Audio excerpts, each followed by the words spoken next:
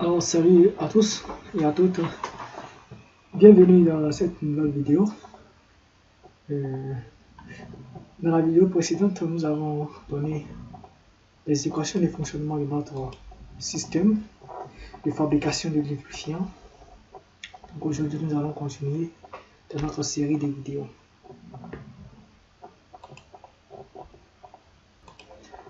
Alors, comme je vous l'ai dit, nous avons vu les équations du fonctionnement de notre système. Et dans les équations,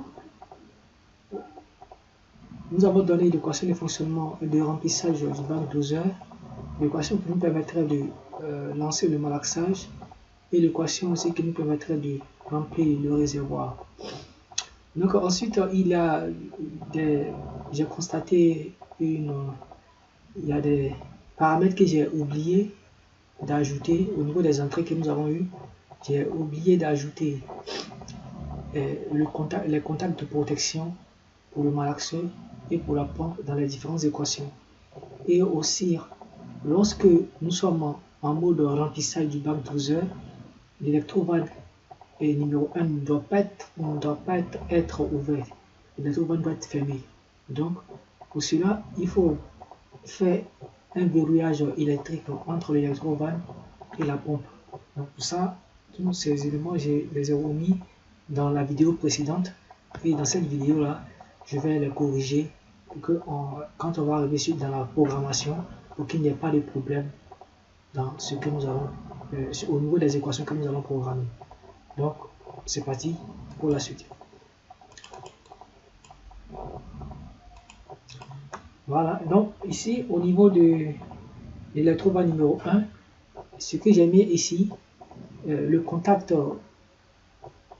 N4L qui se trouve ici, plutôt pour l'électrovanne numéro 1, ce n'est pas N4L bas, mais c'est tout simplement N4L, tout simplement. N4L bas va se retrouver dans l'équation, la première équation, pour la mise en marche de la pompe. N4L simplement, ça va se retrouver pour la mise en marche de l'électrovanne numéro 1. Ces deux contacts sont complémentaires. On ne peut pas avoir les deux en même temps. Ces deux sont complémentaires. Donc, pour la mise en marche de l'électrovanne numéro 1, il faut simplement N4L et non N4L bar. Okay.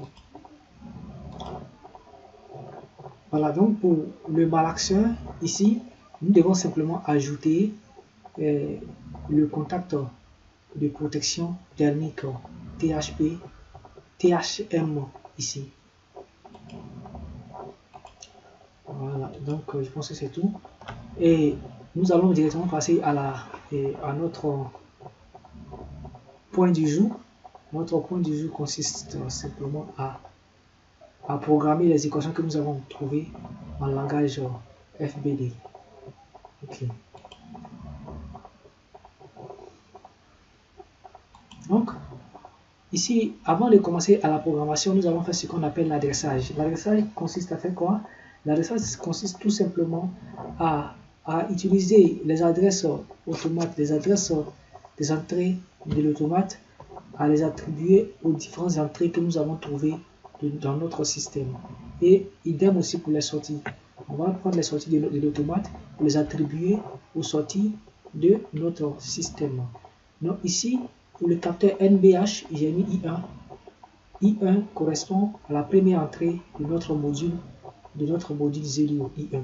Donc I1, le capteur NBH aura pour adresse I1.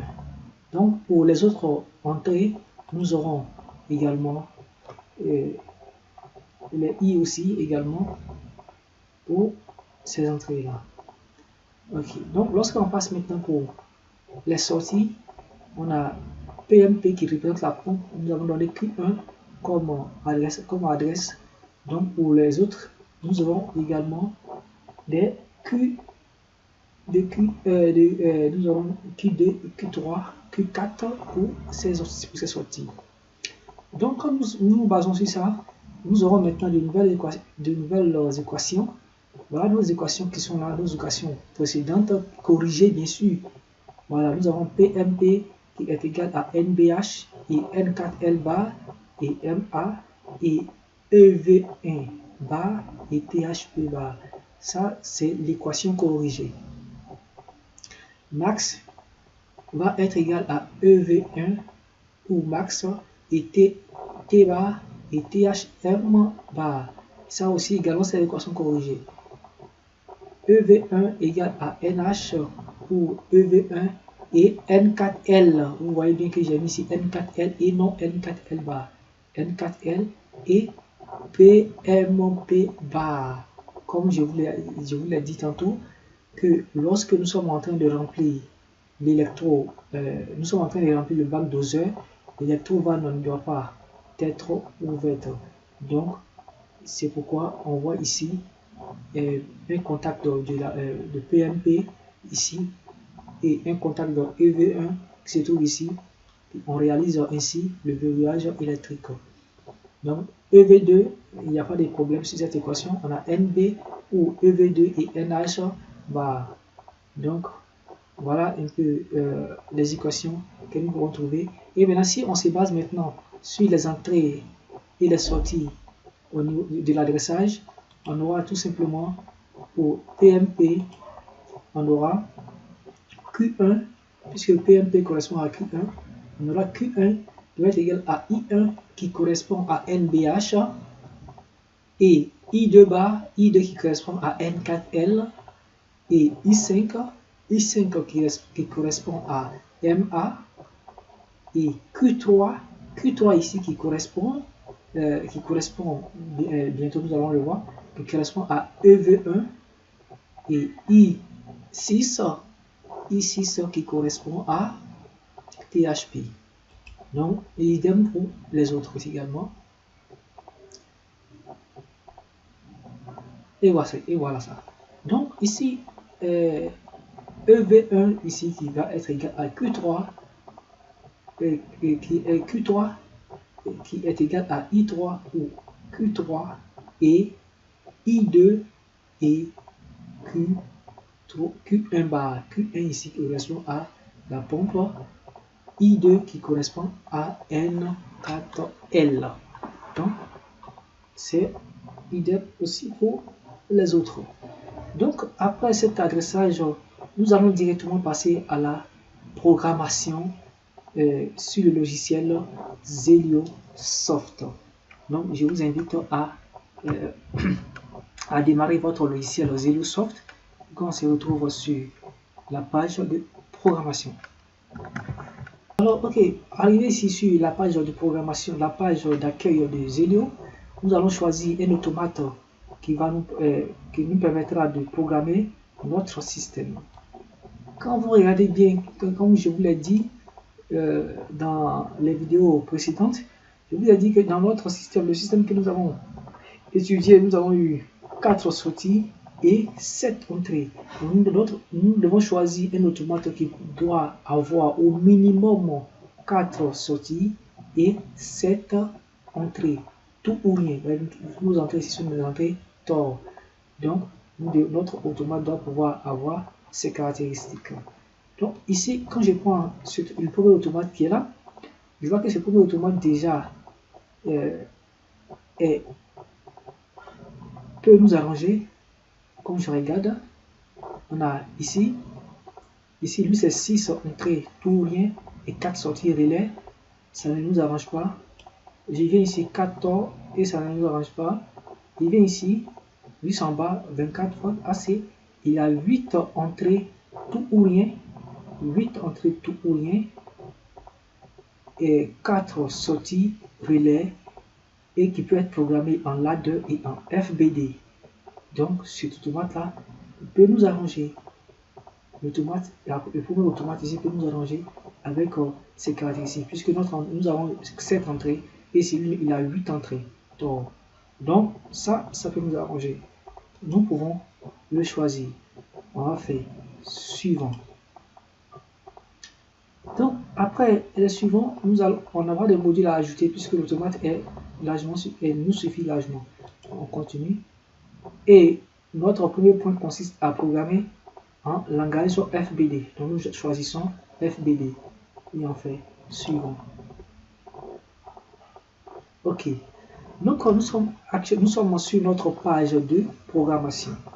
comme vous le savez, quand on programme en FBD, on a dans le titre, on a dit en log ou FBD. Donc nous allons ici choisir les portes logiques pour la programmation. Donc avant ça, qu'est-ce que je vais faire? Nous allons directement entrer nos 7 entrées et nos 4 sorties. Pour les sorties, je viens sur Out, je prends la sortie numéro 1 et ainsi de suite.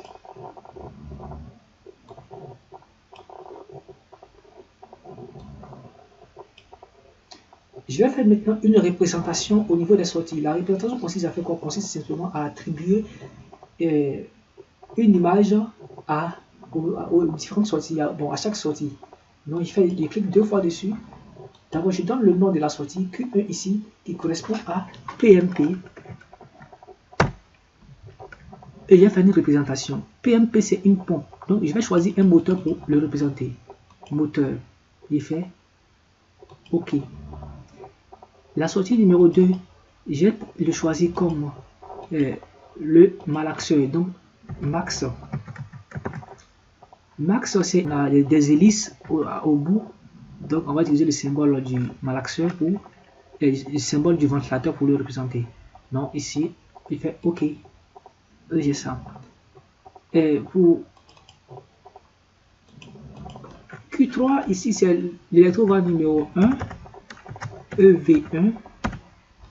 Donc ici, électrovanne, donc ici, on a une vanne ici, donc je vais prendre la vanne pour représenter l'électrovanne. Et Q4 qui correspond à EV2. J'utilise encore l'image de la vanne pour la représenter. Donc, cela est fait pour les sorties. Nous allons faire la même chose pour les entrées. Les entrées sont des entrées tout ou rien. Je choisis des entrées tort que je place sur chaque compartiment.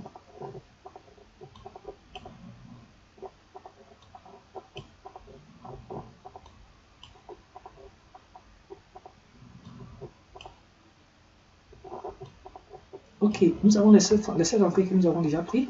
Donc, je vais faire également la même chose pour les entrées. NBH correspond à c'est un capteur dont je choisis par exemple ça, un détecteur de proximité. Bon, c'est simplement une représentation. Donc, il fait OK. Et fait la même chose pour la deuxième entrée. Ça c'est N4L. N4L, je choisis le même symbole. Il fait OK. I3 correspond à NH. J'ai choisi le même symbole. I4 correspond à NB. Choisis le même symbole. I5 correspond à notre bouton un MA au arrêt. Mais je choisis ce bouton lumineux. OK. Et ici, ça correspond au contact de protection thermique pour la pompe. Donc THP.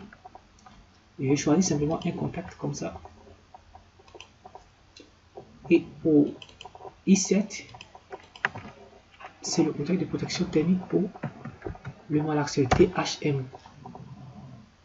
Il fait OK. Donc, nous avons fini de donner nos différentes entrées et sorties avec les différentes représentations. Voilà. Et nous allons maintenant commencer à programmer notre système. Mais pour programmer, il faudrait que nous ayons les équations sous nos yeux pour pouvoir le faire. Donc, je vais faire sortir les équations. Nous allons commencer par la pompe. L'équation de la pompe fait OK. Voilà. Ici, voilà l'équation de notre pompe.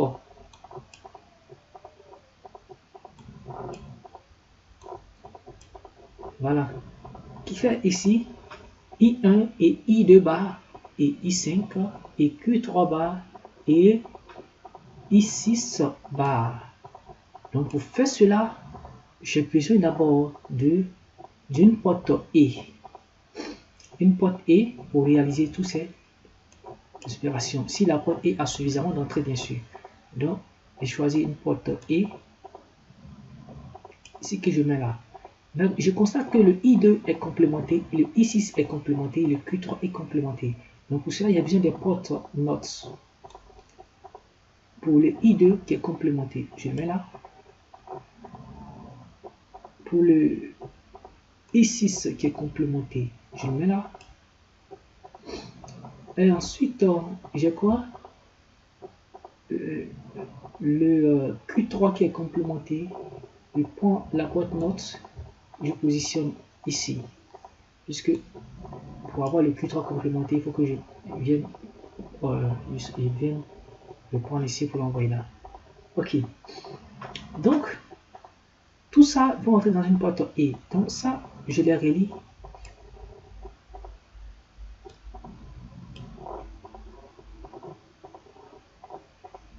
On a NDH qui rentre avec N4L bar, c'est ça, et MA. MA, c'est ça.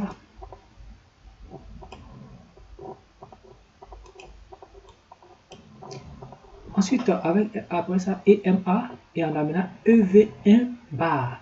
EV1 bar. EV1 va rentrer ici. Donc ce complément sera ici. Donc je le prends, je l'envoie là. Avec EV1 bar. Et THP bar. J'ai déjà complémenté THP. Donc ici, je n'ai plus d'entrée. Je suis obligé de choisir une porte E que je mettrai là. Cette porte E va rentrer ici. Donc tout cela est THP bar.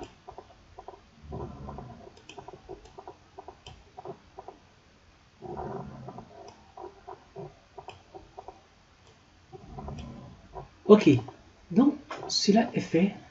Il me reste maintenant tout simplement à relier à la sortie. Donc nous avons presque fini l'équation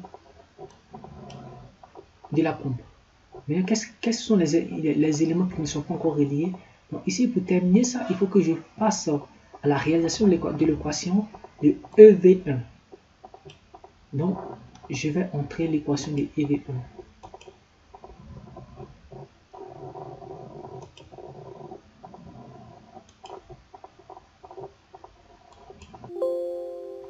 Si l'image est trop grande, je vais répondre encore.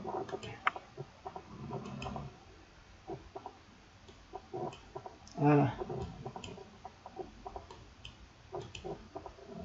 Donc, voilà l'équation de EV1.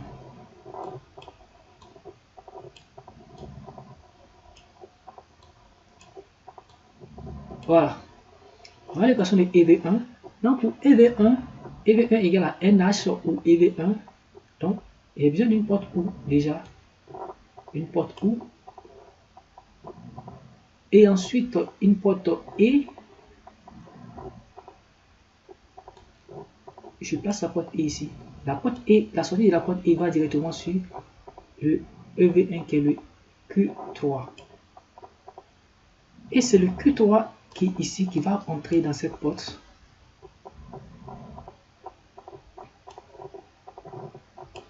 Là. Et ça vient là. Donc nous avons fini avec l'équation où EV1 bar est déjà rentré là-bas. Maintenant nous allons réaliser, on va terminer l'équation de EV1. NH ici, NH c'est là, et bon NH je l'envoie ici. Ou EV1 c'est lui qui est là, je l'envoie à l'entrée ici. Faire l'auto-maintien et N4L. N4L, ici on a N4L bas et voilà N4L ici. Je viens là.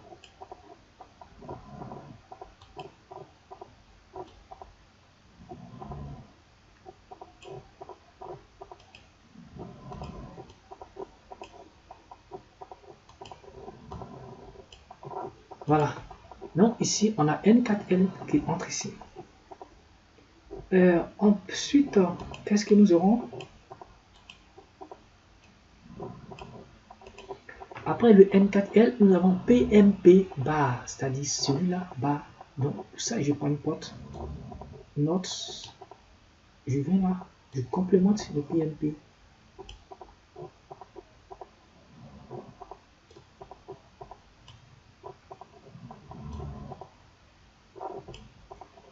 PMP étant complémenté, je prends son complément, je l'envoie dans la porte et cela étant fait, qu'est-ce que je viens de faire? Je viens de définir NHO EV1 et N4L et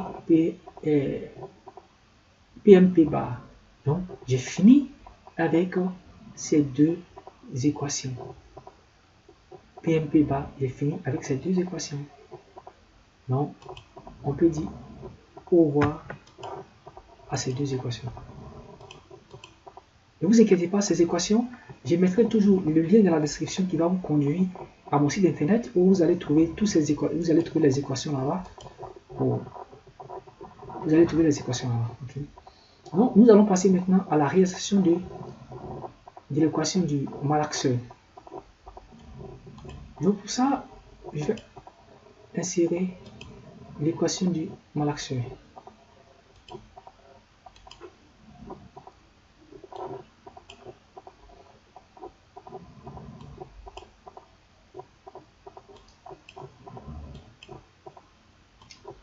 Ok, donc ici voilà l'équation du malaxeur. On voit bien que le max est égal à EV1 ou max et T bar et THM bar. Donc EV1 ou max. Donc j'ai besoin d'une porte OU et une porte I. Donc une porte OU. Ensuite, une porte I. Donc, EV1 ou max. J'ai EV1 qui est ici, qui rentre ici.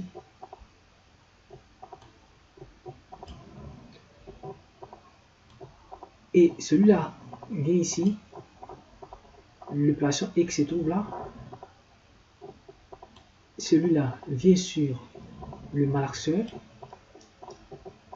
Donc ici j'ai le malaxeur max. Donc ici je réalise EV1 ou max ici pour tout maintenir. EV1 ou max.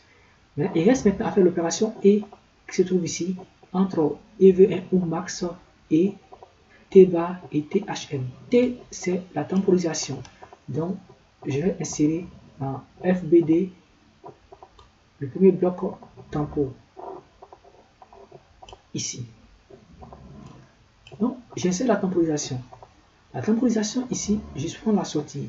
Puisqu'on dit c'est T bar. Donc la sortie ici sera complémentée avant d'entrer ici.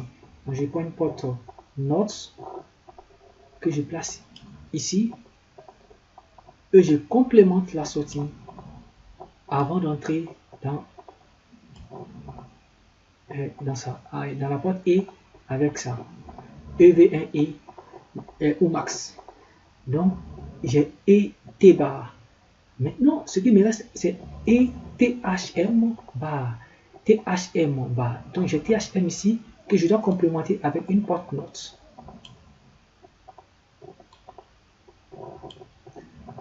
Donc, ici, à la sortie, j'ai THM bar que je viens entrer dans la porte ici, la porte E, pour avoir l'opération E.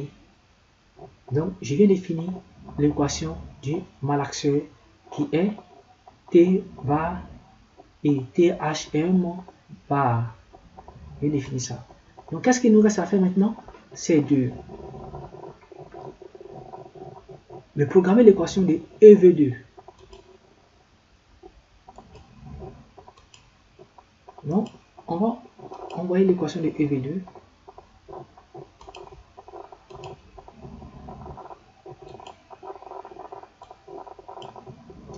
Donc, ici, qu'est-ce que nous constatons? On voit bien que EV2 est égal à NB ou EV2 et NH bar. Où se trouve NB? On a notre NB ici. NB ici. Ou EV2. Non, j'ai besoin d'une porte ou.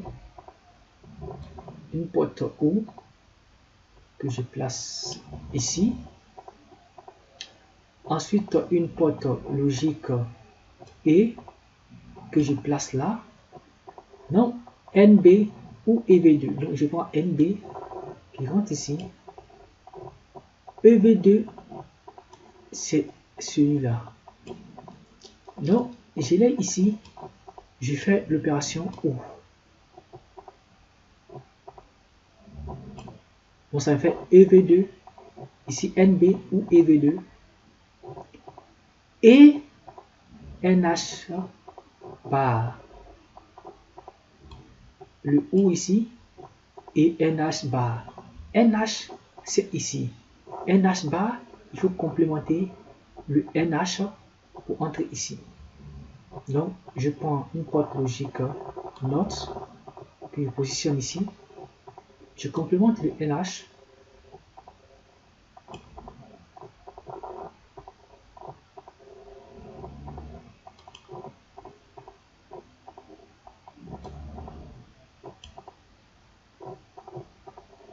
Je complémente le NH.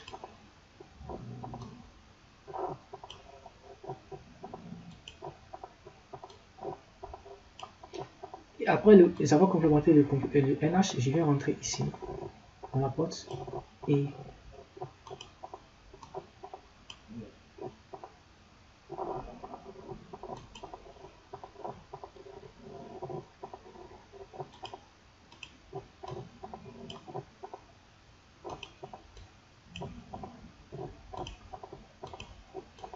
ok. Donc ici ça nous fait et NH bar ici. Mais qu'est-ce qui reste encore? Et NH bar. Donc ici c'est tout pour celui-là. Celui-là, il doit rentrer ici.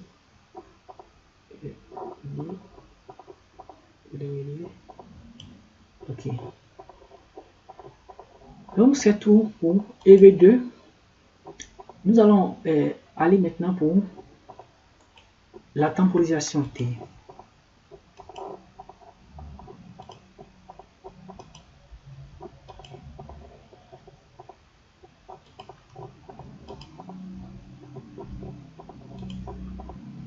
Donc, pour la temporisation T, vous voyez que T est égal à EV1, c'est-à-dire la commande de T est égale à EV1.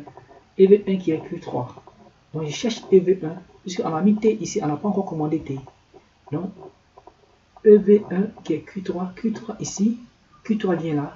Donc, je prends la sortie de Q3 ici, j'envoie sur la commande de la temporisation.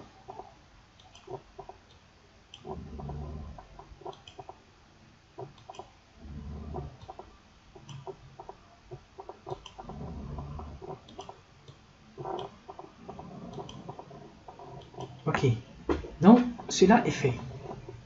On a déjà commandé notre temporisation. Donc nous avons fini avec ces équations. Maintenant, qu'est-ce qu'il nous reste à faire? Il va mettre le temps. Dans l'énoncé de l'exercice, le temps c'est 5 minutes. Pour notre simulation, je vais simplement limiter le temps à 5 secondes. Je choisis secondes. Il met le temps, c'est le retard à la marche. 5 secondes. Il met OK. Voilà. Donc, on va passer en mode simulation.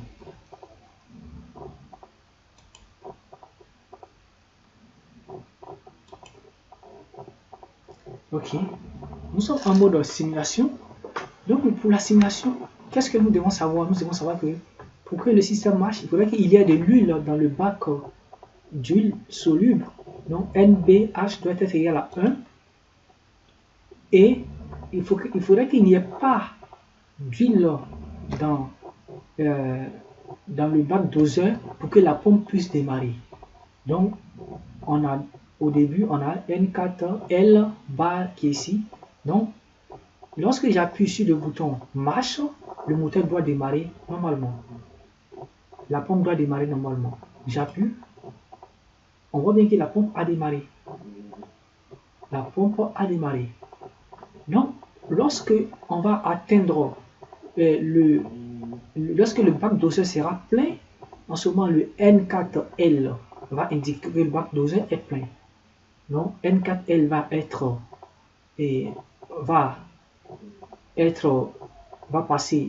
changer d'état. Donc, si N4L change d'état, le moteur, la pompe s'arrête. Qu'est-ce qui se passe après? Pour le remplissage du réservoir, pour remplir le réservoir, il faudrait qu'il n'y ait pas, il faudrait qu'on ait le niveau bas dans le réservoir. Donc, si on a le niveau bas dans le réservoir, on doit commencer le remplissage. Le niveau bas est indiqué par le capteur NB, pardon. Donc, NB, lorsqu'on a NB, normalement, l'électrovanne numéro 2 doit se mettre en marche.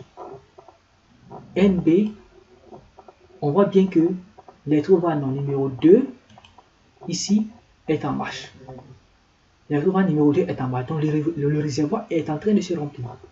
Lorsque le réservoir sera plein, qu'est-ce que nous ferons? Lorsque le réservoir sera plein, le capteur NH va nous indiquer que le réservoir est plein et il va arrêter le remplissage du réservoir et en même temps lancer le dosage et le malaxage. Donc, j'appuie sur NH. On voit bien que le dosage et le malaxage sont lancés en même temps. 5 secondes après, on coupe le malaxage. Le dosage ici, vous voyez que l'électrovanne numéro 1 est toujours en marche, mais cela est dû parce que c'est la simulation. Je ne peux pas être ici en même temps et venir encore actionner le NH ici. Sinon, dans la pratique, lorsque on sera en mode, lorsque le système va fonctionner, lorsqu'il n'y aura plus, lorsqu'on va commencer le dosage, le bac doseur, le niveau de liquide va diminuer au fur et à mesure dans le bac doseur. Donc, quand on va arriver au niveau bas, automatiquement le capteur N4L va changer d'état, ce qui va faire que lui, il va s'arrêter. Donc, comme je ne pouvais pas venir à chaque fois faire le système là, et quand le capteur change d'état, automatiquement, la pompe se remet en marche pour pouvoir remplir le bac doseur. Donc, le système va fonctionner de façon continue tant que le commutateur est actionné, lorsque le bac doseur sera vide et que le processus a été terminé, le bac doseur aussi sera encore rempli jusqu'à ce que il n'y ait plus d'huile dans le bac d'huile soluble. Donc, voilà ici le fonctionnement de notre système. Et lorsque notre système fonctionne et qu'il y a un défaut thermique au niveau de la pompe ou à THP, lorsque j'appuie sur le capteur THP, vous allez voir que la pompe va s'arrêter. Voilà, et qu'après un réarmement, le système va refonctionner normalement. Ok, donc, voilà un peu le fonctionnement du système. Si vous avez les mêmes équations que moi, normalement vous devez avoir le même fonctionnement et votre système doit fonctionner de façon impeccable. Donc, si vous avez aimé la vidéo, n'hésitez pas à liker la vidéo, à vous abonner à la chaîne et surtout à partager la vidéo. Donc, ça, c'était la première programmation en langage FBD. Donc, la seconde programmation sera effectuée en langage ladder. Donc, je vous dis ici au revoir pour la prochaine vidéo.